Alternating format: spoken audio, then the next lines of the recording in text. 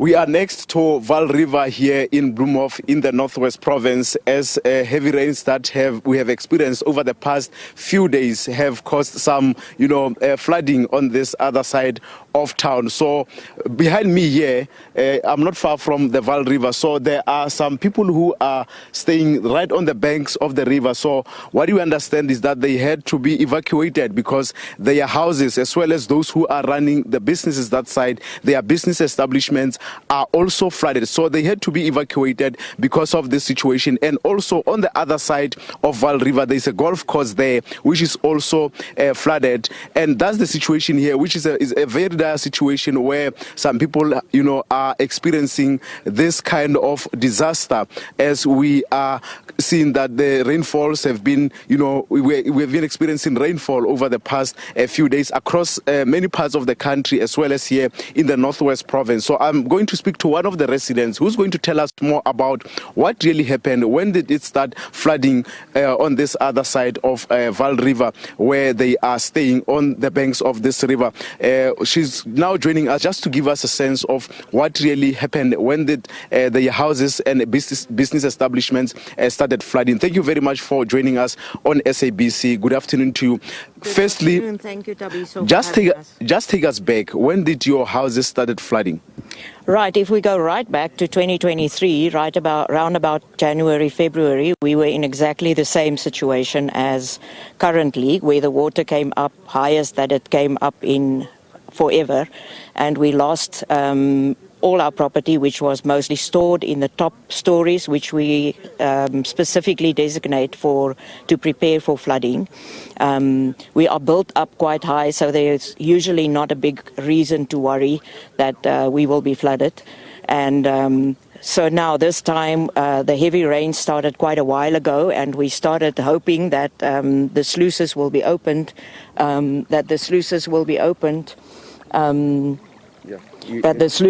opened earlier, and that they will release water. And I have to say, at one point we believed that DWS was really, really trying, but I think it's a matter of too little, too late. So on Monday morning, we were still believing that they had it under control, and we got a message that the water is going to go very, very high up by 4 o'clock the afternoon. So we had to quickly find transport accommodation for what we could get out in time.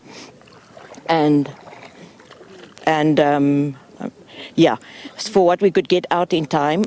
Thank God we found a house to rent, which brings me to the financial impact, where we had the business at the time in 2023.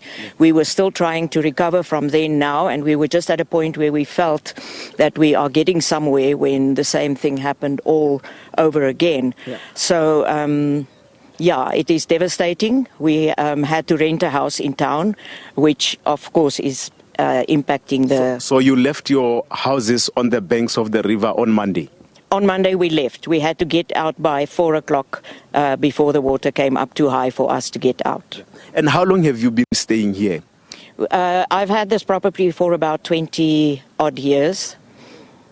And in those years, the second floors was ample for us to take our stuff when we expected water to rise, because it happens when you live on the banks of the river. I do want to make a point which I feel is quite important, because many people have the opinion that we are built below flood lines, etc. That does not carry water, excuse the pun, for me, because there's a human error variable. Someone sits up in Gauteng and decides when to release water from the Vaal Dam, when to release water from the Bloemhof Dam. And if that is managed by humans, I don't understand how we can say there's a flood line, because it's determined by humans and it's subject to human error. And this is devastating. I don't know how we're going to recover. We are pensioners. My husband is already back working again after he's on pension, so that we can recover from 2023, and now it hits us again. So, what's next for you? Are you coming back here after this water has subsided? Well, at the moment, to be really honest with you, in my heart, I feel I don't know how we're going to do it this time because we are pretty much destroyed in all ways possible. But we are strong. We've overcome it before. We are in the process of overcoming the previous one.